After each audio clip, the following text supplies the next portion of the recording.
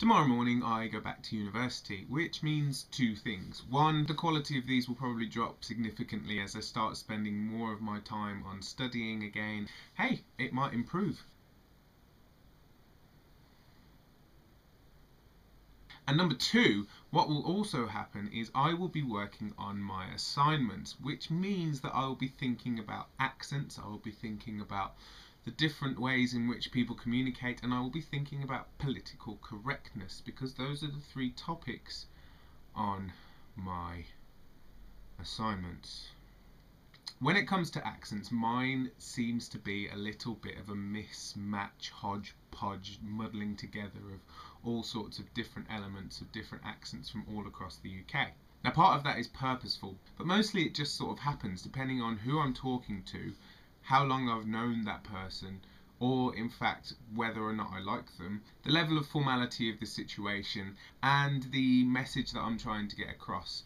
So you'll probably notice if you flick through a few of my videos that my accent isn't exactly uniform through the whole of them. However, I do try a lot of the time not to sound like I'm from where I'm from. Now, that is not to say that I'm not proud of being a Brummie, or even that I'm trying to hide the fact that I'm from Birmingham. It's just that there are a lot of negative connotations that come along with the accent of the region that I live in. Most of those are to do with the negative portrayal of Birmingham people in popular media, especially through the 90s. Case in point. So it was kind of a conscious decision of mine to avoid using certain Birmingham features in my accent as much as I could. However, it does happen every now and again.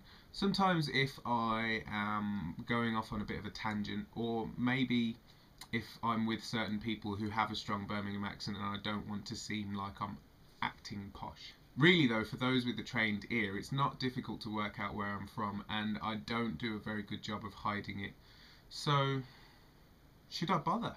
I've heard a lot of negative things about other accents as well, and I understand where some of them come from, but not all of them. It does seem to be that big city accents in general just have a bit of a bad rep, whether that's because people from those big cities tend to be associated with industrialism, manufacture, lower class, or even just that big cities tend to have higher crime rates and therefore people think that big city people are more likely to be criminals. Who knows? I think that's all pretty much hearsay and conjecture, although you could probably find research that backs up some of those points. What I'm trying to say is that most people's opinions of accents aren't actually developed because of the sound of the accent.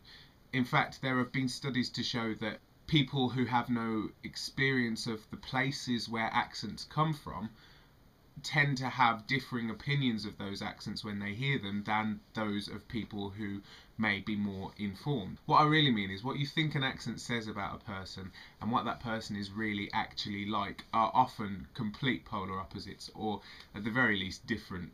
So don't judge me, or in fact anyone else, because of their accent. If I say something dumb, you can judge me. But if I say something quite intelligent and you decide that it sounds less so because of my accent, let's just say I'm not sure who the dumb person would be in that situation. On that note, I bid you farewell, and I'll see you tomorrow.